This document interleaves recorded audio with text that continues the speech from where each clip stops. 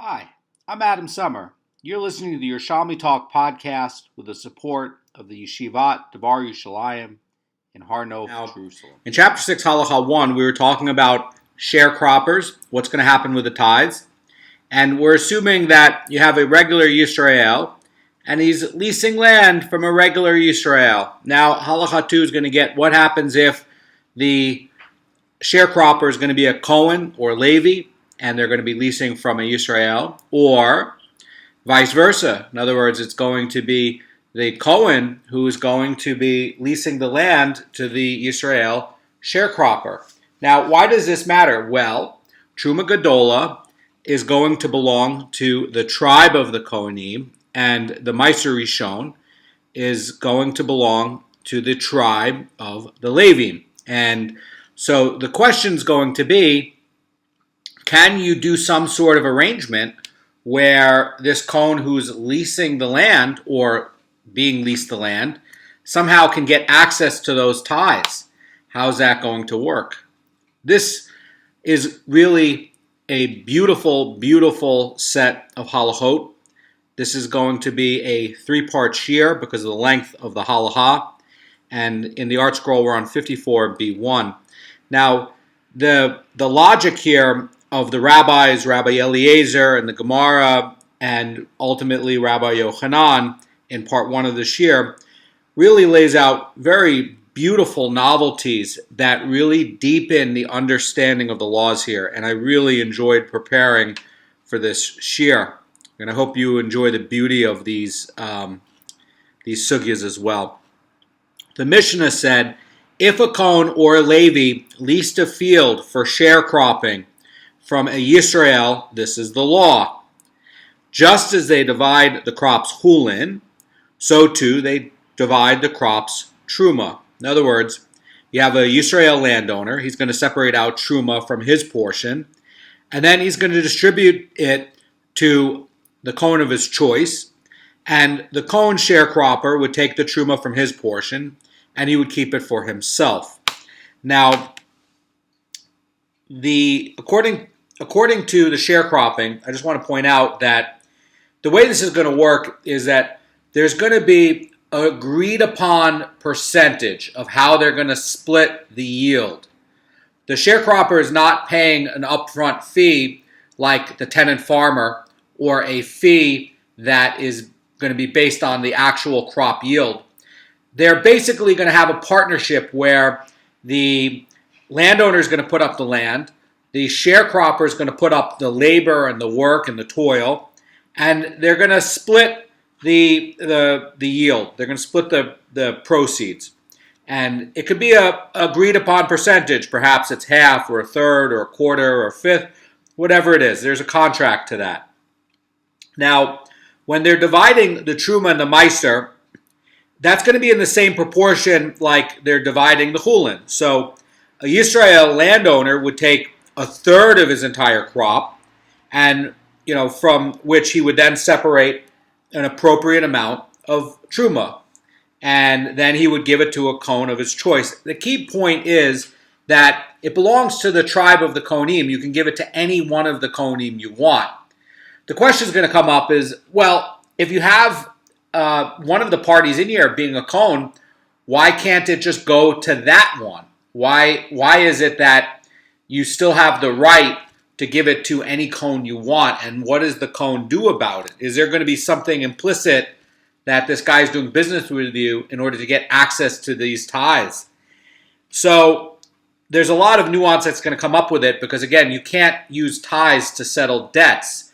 You can't use tevel to settle debts. You can't use a lot of things with shvia sanctity. You can't use that to settle debts.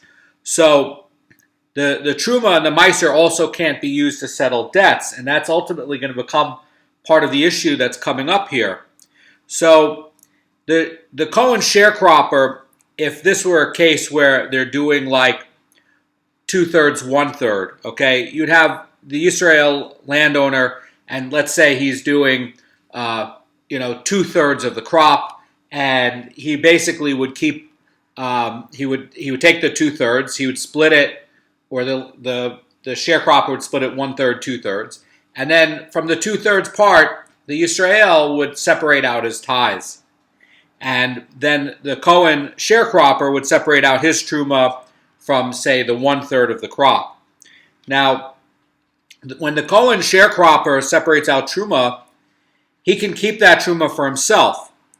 And the sharecropper, even though he's a Kohen, this does not entitle him to the landowner's truma. Why? Because the landowner has the right to give it to whatever Kohen he wants. And again, if this now becomes something where the Kohen can somehow finagle a way to get access to that in a contract and not do it in the right way, then it looks like you're settling a debt with truma, and that's not allowed.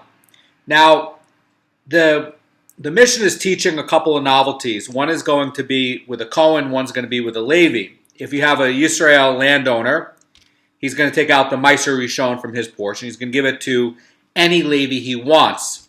And the Levi sharecropper is going to take the Meiser from his portion. He's going to keep it for himself.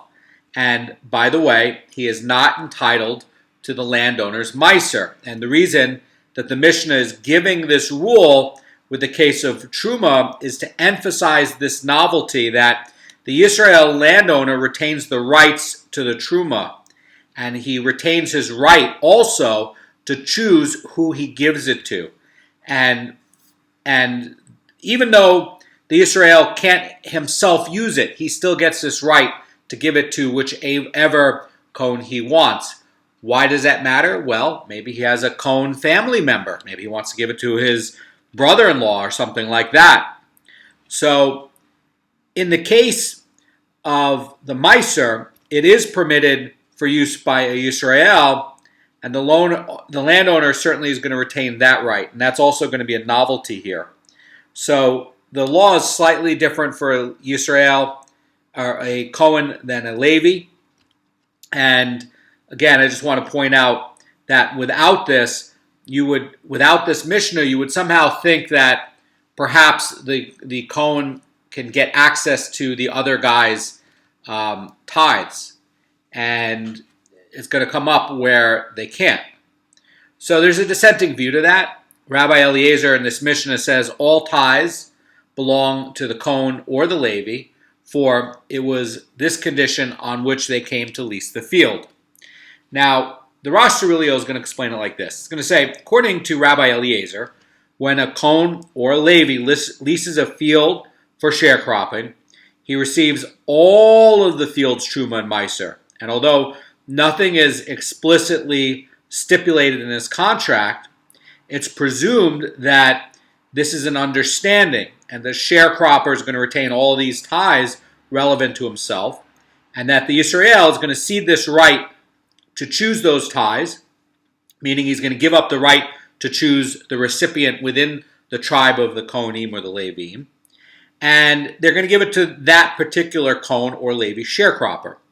And accordingly, according to Rabbi Eliezer, as the Rosh Hashanah is explaining, the Kohen or the Levi takes all the crop's truma or meiser for himself, and then he divides the remainder according to the agreed upon percentage. So this is a little bit different kind of split. So in the first case, what the Tanna Kama was saying is, first you're going to go do the split, then the Yisrael goes and separates out his tithes, and he gives it to whomever he wants. Rabbi Eliezer says it's implicit within this contract that this Kohen is going to be getting the tithes as part of the work, and first he separates out the tithes, and then what the hulin that's left over, then he goes and he separates it. A little bit different. And the Gemara is going to get right away into the Tanna Kama position, the Tanna Kama challenge to Rabbi Eliezer. Now, Rabbi Eliezer is ruling that the Kohen or the Levi sharecropper is entitled to all of the tithes of the leased field. And the Gemara is going to give this response. The rabbis, the Tanna Kama, challenge Rabbi Eliezer, and the Gemara says, by what means do the Kohen and the Levi acquire the tithes? And the question that's being posed is, since the tithes were not yet in existence when this agreement is made, they cannot be acquired. And in which case, the landowner should be free to distribute the tithes of whatever portion he chooses. Now, we have a rule in oral law, and this, by the way, you can see in Bavli and Gittin 42b, that you can't transfer or acquire things that didn't come into existence yet. This, by the way, is one of the problems when a Jewish guy talks to a non-Jewish girl in the United States and says, oh, well, if you convert to Judaism, I'll marry you. It becomes a problem because it didn't come into existence yet. She's not able to be acquired and to be married because she's not a Jew. You can't marry a non-Jew. It didn't come into existence. If she had converted and it was a sincere conversion and not predicated on marriage, he can marry her just like anyone else. But again, it becomes a thing of things coming into existence. And if it didn't yet come into existence, it becomes problematic. Now, over here, when this sharecropping arrangement is being made, the tithes didn't exist yet. The crop didn't exist. So the sages are saying, even if we're going to say to the Kohen or the Levi that the sharecroppers would agree on condition that they would get these tithes, they're unable to acquire it because it didn't yet exist. And so then the landowner is going to be free to distribute it to whomever he wants, because after the crop comes into existence, it's there. He can take out the tithes and give it to whoever he wants. And this previously done arrangement didn't exist yet. The crop wasn't there. So implicitly, an arrangement for something that doesn't exist yet is non-binding. It doesn't mean anything. So that's the reply here. Now, it's going to come up where ultimately the sages are actually going to have a point that there's two suffix here. There's two problems here. And if it was just this problem, there'd be an answer for Rabbi Eliezer on how to get around it. But the sages give two problems with this, and that's going to come up, and that's going to make it so that it's going to be, you can't get out of it. I want to point out that, says Amara Fulda, it's possible to wait until the tithes have grown and acquire them then.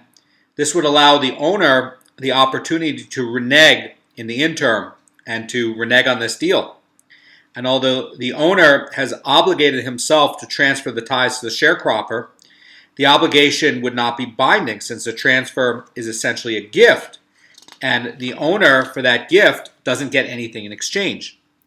Now, the Chazan Ish is going to point out that Rabbi Eliezer's ruling does not allow the landowner to renege, and to explain this, the Gemara is seeking a mechanism by which the tithes can be acquired by the sharecropper from the time of the arrangement, so that they are forever out of the landowner's reach. That, by the way, is the Chazan Ish's Demai 14:4.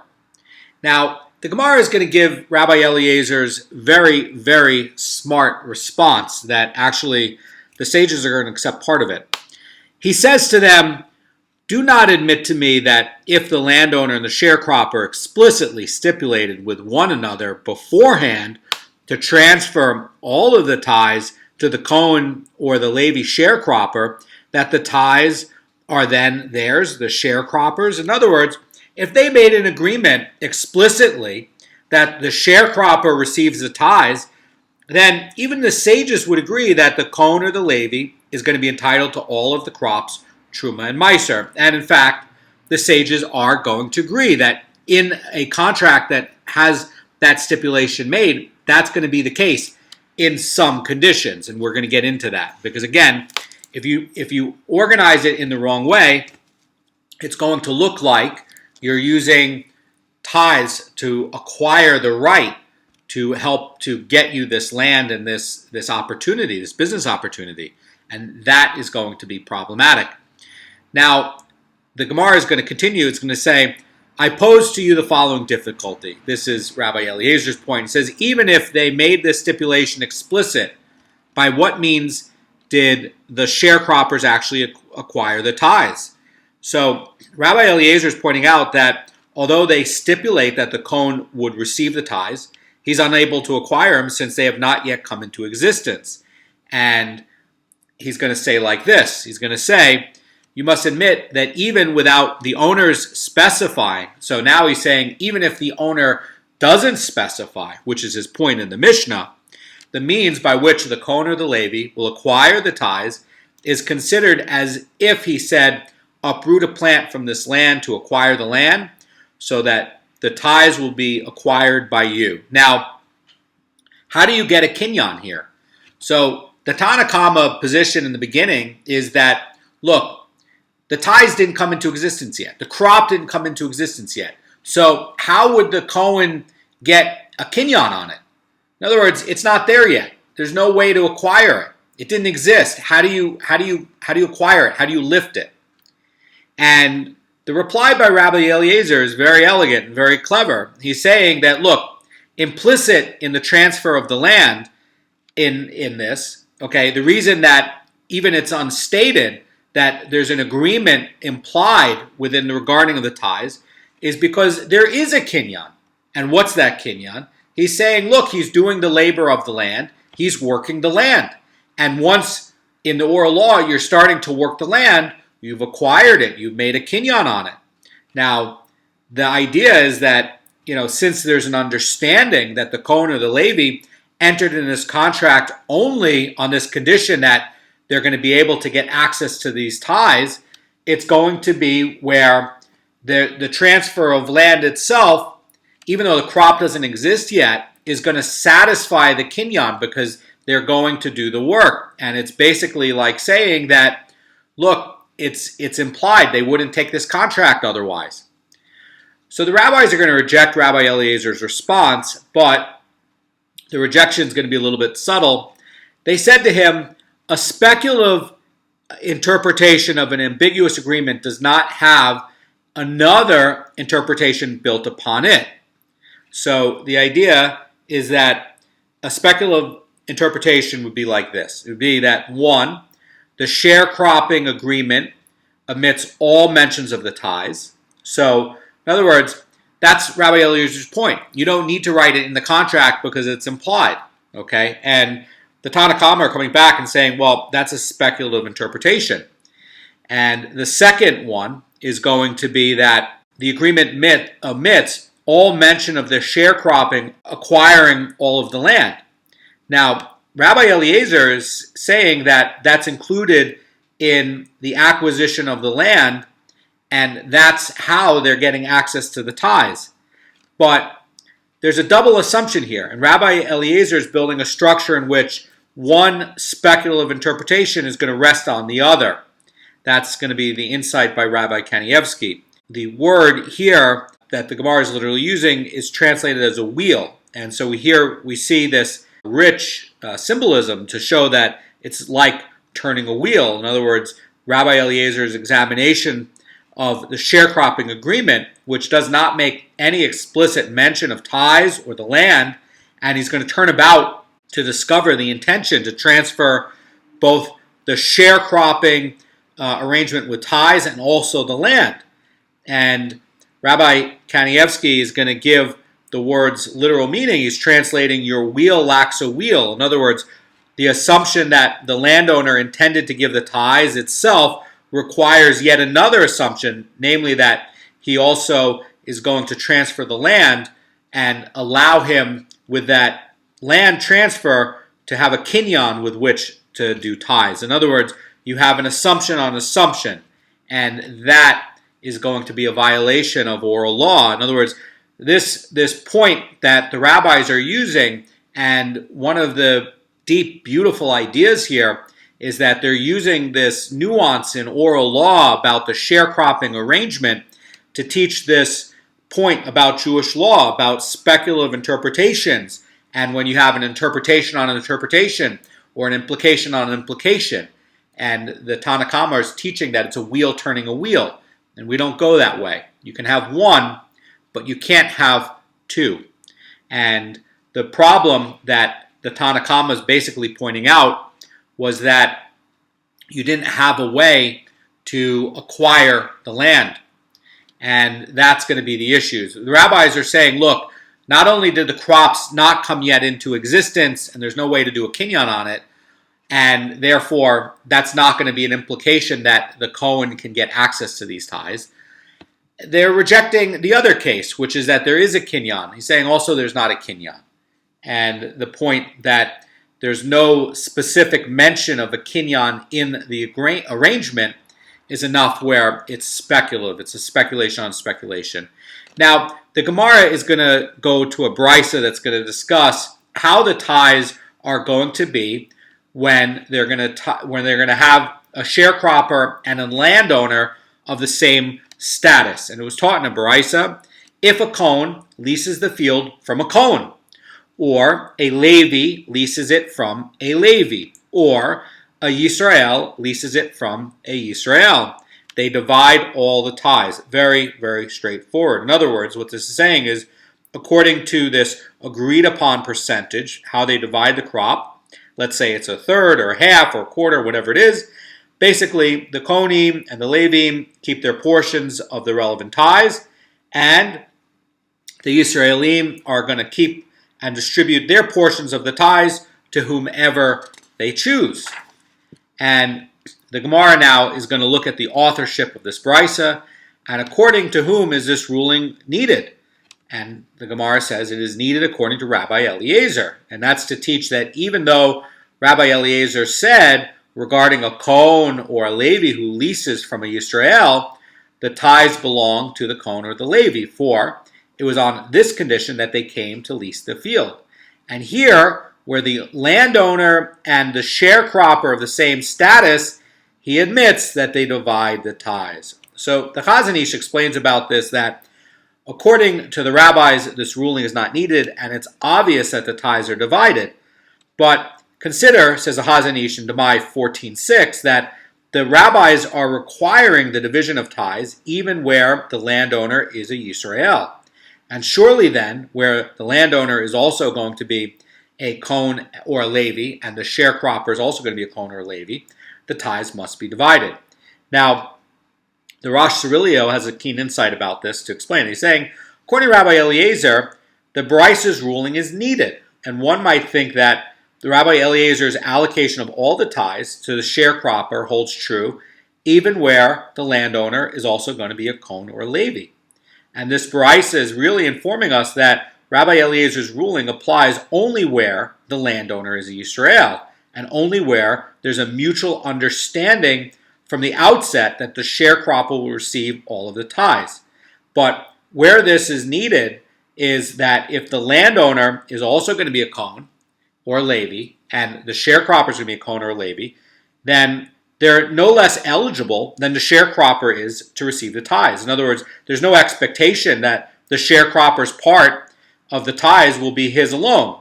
And Rabbi Eliezer is even conceding here that they're going to be divided between them. The only case that Rabbi Eliezer has here is where the landowner is a Yisrael. If it's a Yisrael and the sharecropper who's coming is going to be a Kohen or a Levi, that's going to be Rabbi Eliezer's point. But Rabbi Eliezer, as you're seeing in this brisa, is conceding that if it's going to be of the same tribal status, that they're going to split it up. The Gemara is going to give a brisa that discusses the allowability of transferring ownership of ties between the landowner and the sharecropper. And this is going to be very common sense, because what happens when you have in the contract now where it's being explicitly agreed upon? Rabbi Eliezer's point was that there's an implication when you have a Yisrael landowner and a Kohen sharecropper. Now we have an arrangement where it's going to be agreed upon how you're going to deal with the ties. Again, you got to be careful because you can't settle debts with ties. Now, regarding a Yisrael, says this Gemara, who leased a field as a sharecropper from a Kohen, this is the law. It says, if he said to him, in other words, the Yisrael says to the Kohen, on condition that the ties will be mine, or on condition that they will be yours, or on condition that they will be mine and yours, it is permitted. In the opposite case, where the landowner is a Yisrael and the Kohen is a sharecropper, the Kohen is not allowed to give his portion of the ties to the Yisrael. Why? Because Yisraelim can't acquire the ties like that. You're not allowed to do that. Now, the Baraisa is coming informing us that where the Yisrael is the sharecropper, these prohibitions do not apply. And accordingly, if the Yisrael sharecropper demands some or all of the tithes, saying mine and yours, the landowner is permitted to give it to him. That's going to be the insight by the Vilna Goan. Now, the Mara Fulda explains that the Barais's permit for the Yisrael sharecropper to give tithes to the Kohen, where the Kohen is the landowner, is not really needed because the transfer is going to be permitted even where the Kohen is the sharecropper, and certainly where he's the landowner. But the Baraisa is included in this case on account of the symmetry it creates between this segment and the one that's going to be coming. The Baraisa now goes to a case where a Kohen is going to be sharecropping in the field of Yisrael. And it says, regarding a Kohen who leases a field as a sharecropper from a Yisrael landowner, this is the law. If he says to them, the Kohen or to the Kohen to the Yisrael, on condition that the tithes will be mine, he is permitted. But if he says, on condition that they'll be yours, it is prohibited. And the idea here is that in this case, the Kohen is transferring his portion of the tithes to the Israel landowner. And the Baraisa is ruling that it's prohibited because it appears that the Kohen is doing this to reward the landowner for leasing the field to him. And that makes it look like a Maris Ein problem where it looks like a payment of debt with tithes, and that's not going to be allowed. But if you have the other case where it's stated explicitly that the Kohen sharecropper receives all of the tithes, both Rabbi Eliezer and the rabbis are going to agree that it's his. The case that Rabbi Eliezer had where is that it's going to be implied. But again, this is where you have a stated part of the agreement, and it's obvious, it's written down, it's clear. This is going to be a case where everybody agrees. Now, somebody might come along, says a Pnei Moshe, and think that this is forbidden because it looks like the Kohen is trading his labor as a sharecropper for the right to claim the landowner's portion of the tithes. And that would look like a violation of this law where a Kohen who assists on the threshing floor is going to be prohibited because it looks like he's helping on the threshing floor in order to get access to the tithes. He can't get the tithes. It's not unlocked yet to be able to be tithed until it goes to the threshing floor. And basically, that kind of labor is going to be forbidden because he's not really doing it to help, and he's not really doing it for an economic thing. He's really doing it so that he can secure the tithes. They are not unlocked until it is smoothed at the threshing floor. So it looks like it's a violation like this. And the Baraisa is informing us that these tithes are not, in fact, considered to be payment for the labor, and this arrangement is going to be permitted. Why? Because, first of all, this split is occurring before they are going to the threshing floor, so the tithes haven't been unlocked yet. And second of all, this is going to be where he's doing the work for this to come into existence. And in the case there of the threshing floor, somebody else did all the work. All he's doing is unlocking it so that now the Yisrael can give the tithes. And before that, 5 seconds before that, he was not allowed to give the tithes. And he's doing this, and it looks like he's enabling the rest of the pile to be used. And that's going to be the problem over there. So over here, the Gemara is going to continue, and the law is going to be like this. It's to say, if he leases the field from the Yisrael in the usual manner of sharecroppers, in other words, they're going to agree to divide the crop, and it's going to be at a usual percentage. And this is, in common law, going to be like a normal practice, right? What are the norms going to be? So if in the town that they're working in, it's normal that it's going to be a 2/3, 1/3 split, and the Kohen is taking the same as what is usual and customary in this area, there's not going to be a problem. But the problem is going to come about where if the Kohen is taking an unusual percentage, and then it's going to look like there's a payment of debt with the tithes, like he's using this to get access to the land, or perhaps even on the other case, he's taking a small discount versus what a regular Yisrael sharecropper would do, and he's effectively using the tithes that he would get to help to pay to acquire this. In other words, let's say a regular Yisrael sharecropper would agree to pay 100, right? And it comes out to a value of 100. Well, the Kohen can agree to say, well, look, I'll do 95, but I keep all the tithes. And basically, the owner is getting more because the Kohen is taking a discount. Anyway, the tithes have to be done.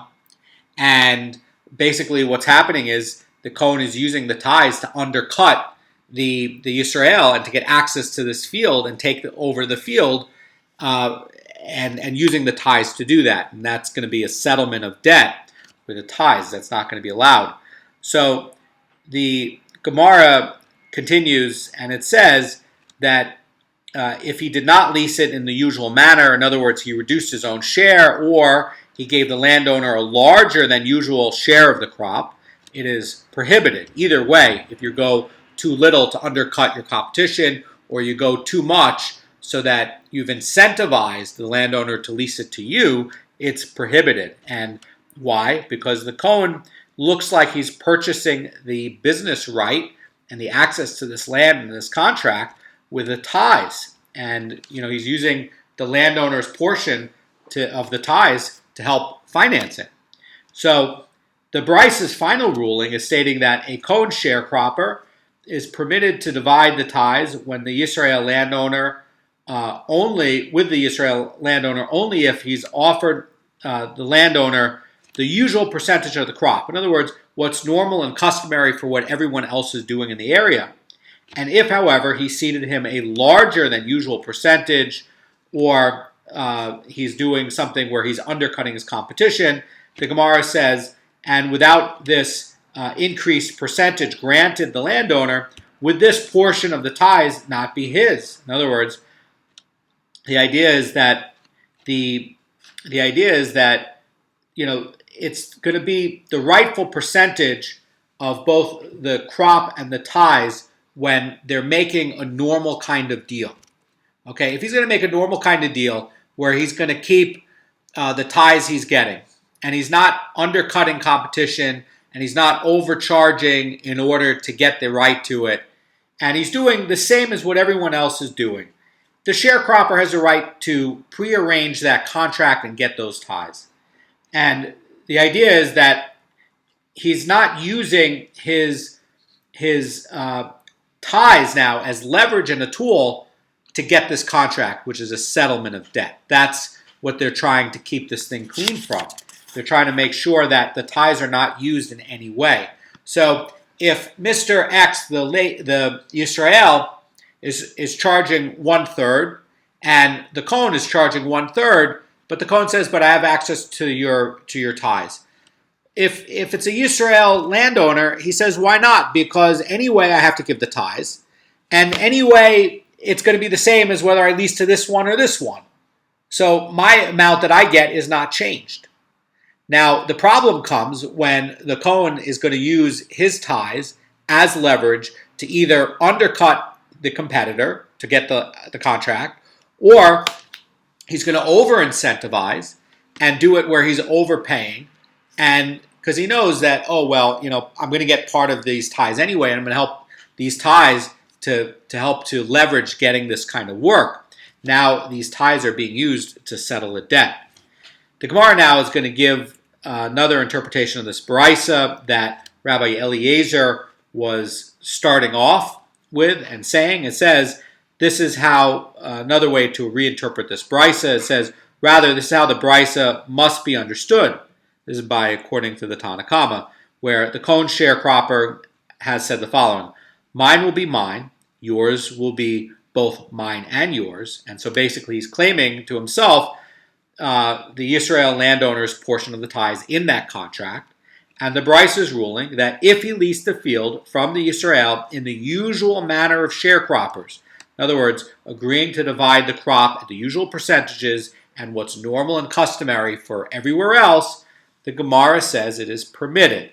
But if he did not lease in the normal manner, in other words, either he reduced his share and he gave the sharecropper a larger than usual share of the crop, it's prohibited. Why? Because it looks like the Kohen is using the tithes to help to pay this contract. Now, the Gemara is going to get into this brisa that's going to discuss the division of tithes between two Yisraelim. So the Gemara is talking about a case where the sharecroppers are Yisrael and the landowners are Yisrael. The Gemara says, if a Yisrael leases a field as a sharecropper from another Yisrael, on condition that all of the crops tithes will be for this certain Levi or Kohen, it is prohibited. So the Gemara continues, says, if, however, he stipulates on condition that I will take all of the tithes and give them to this certain Kohen, it is permitted. What is the difference? In both cases, the sharecropper is stipulating that all of the tithes, even those from the landowner's portion, has to be given to a particular Kohen or Levi. Again, perhaps your son-in-law is a Kohen.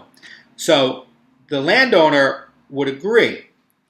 Now, the reason for this prohibition is going to be, in the first case, and a permit in the second case, and that's going to be coming up. So the contradiction is going to look like this. It's going to say, the Gemara asks this question, it says, and is not this latter case the same as the former? In other words, if both the sharecroppers are stipulating that all the tithes must be given to a certain Kohen, yet the first case is prohibited, the second is permitted, what's going to be the difference?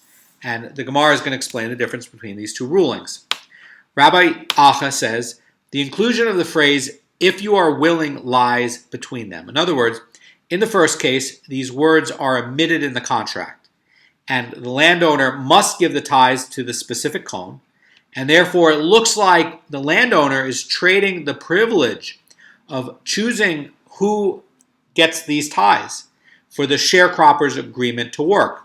So implicit in the Yisrael's rights is always going to be, I get to choose whichever Kohen or Levi I want.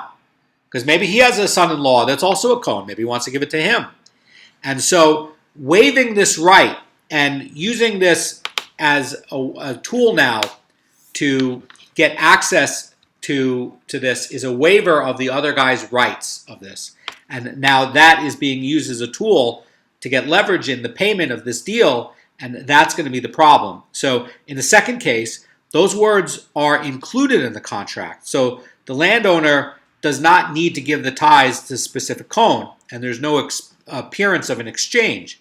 And that agreement's going to be allowed. So in the Bryce's second case, all right, the phrase, if you are willing, is going to be included. So the owner is securing the lease whether or not he agrees to the sharecropper stipulation. And since the contract is not contingent on giving the tithes to a specific Kohen, it does not appear that the landowner has bartered his tithing privileges for the sharecropper's agreement to work. And so then there's no degradation of the tithes, and so that arrangement is going to be permitted. But in the first case, where it's saying that you have to transfer your tithes to this specific Kohen as well, this is an imperative part of the contract. And if they don't do it, then the sharecropping contract doesn't go forward. The guy's not going to do the work. Why? Because the contract is contingent upon this gift of tithes going to a specific Kohen. And it looks like the person is bartering the tithing privilege for the sharecropper's agreement to work the field. Maybe the landowner is worried that, my field is going to lie fallow, and if I don't do a deal now, I'm not going to have any labor. Well, that's not a valid contract because the sharecropper in that arrangement is going to be violating it. He's forcing a waiver of the rights of this person to give to whatever Kohen he wants. Again, maybe the landowner also has a brother or son-in-law who's or a brother-in-law who's a Kohen, and maybe the tenant also has one. So exchanging one's privileges for this intangible compensation really is a degradation of the tithes, and it's violating this prohibition of the Kohen who assists on the threshing floor. In other words, he's doing an assistance of the work in exchange for the tithes, and that is going to be what makes it prohibited. there's going to be a different explanation. Rabbi Yossi says that which you say in this Bryce's second clause, that the stipulation is permitted, is where he leased the field in the usual way to sharecroppers, in other words, by agreeing to divide the crop in the usual percentages. And since the landowner received nothing extra in exchange for the tithing privileges, the agreement is permitted. The Gemara says, and that which you say about the Bryce's first clause, that the stipulation is prohibited, is that where he did not lease the field from the landowner in the usual manner of the sharecroppers. In other words, he reduced either his own share, and he gave the landowner a larger than usual crop. And in this case, the landowner, in effect, sold his tithing privileges for an increased share of the crop, and this is going to be a case where it's prohibited. So the Gemara is going to tie this up, and it's going to be an idea about the benefit of gratitude. So there's a parallel in these different interpretations by Rabbi Acha and Rabbi Yossi. And Rabbi Yossi's interpretation, this is going to be saying Rabbi Yochanan, follows the view of Rabbi Yochanan, and Rabbi Acha's interpretation follows the view of Rabbi Yossi, son of Rabbi Hanina. For Rabbi Yossi, son of Hanina, said, a person may transfer the benefit of gratitude privilege of his tithes to another in exchange for payment. In other words, he can sell to another person the privilege to choose the recipient of the tithes. And Rabbi Acha agrees that it is permitted, and therefore explains that the Bryce's prohibitory clause is going to be a general prohibition of these kinds of sales. And Rabbi Yochanan is saying that a person may not transfer the benefit of gratitude privilege of these tithes to another in exchange for payment. In other words, one may not sell that privilege to choose the recipient of the tithes. And Rabbi Yossi accepts that prohibition and is explaining the Bryce as saying that the landowner is generally forbidden to accept payment in exchange for the tithing privileges. And so that's going to be how we're looking at this between Rabbi Yossi, the son of Rabbi Hanina, and Rabbi Yochanan over the selling of the benefit of gratitude. And the Gemara says, what is Rabbi Yossi, the son of Rabbi Hanina's reason to allow the person to sell his tithing privileges? In other words, where does he get this from? And it's going to come from a verse in Numbers 5:10. It's going to say, and a man's holy things, they shall be for him. In other words, the phrase, they shall be for him, implies that whatever rights he possesses in the tithes are his property, and he may even sell that. He may sell that right. And these rights are basically going to be the landowner's financial equity in the tithes, and it's going to be a tool that he's going to be allowed to sell. The Gemara is going to explain how Rabbi Yochanan deals with the proof text. And it says, and what does Rabbi Yochanan do with this verse? And in his view, it simply teaches that the owner may not give the tithes to any Kohen he pleases, but not that he may give the tithes to any Kohen he pleases, but not that he sell this privilege to another. So the Torah is teaching from Numbers 18:19 that everything that is set aside from the sanctities that the children of Israel raise up to Hashem have I given you, and that God gave tithes to the Kohanim for all generations. And this can be understood as a permit for Kohanim to take tithes by force. But this verse is clarifying that they shall be for him. And that's going to be where you are always allowed the distribution of tithes, and that's always going to be in the hand of the owner. And even if the owner can't use it, he still has this right to choose the recipient. And again, maybe he has a son-in-law that's a Kohen. And this phrase, according to Rabbi Yochanan, for him, does not represent the right to receive financial benefit.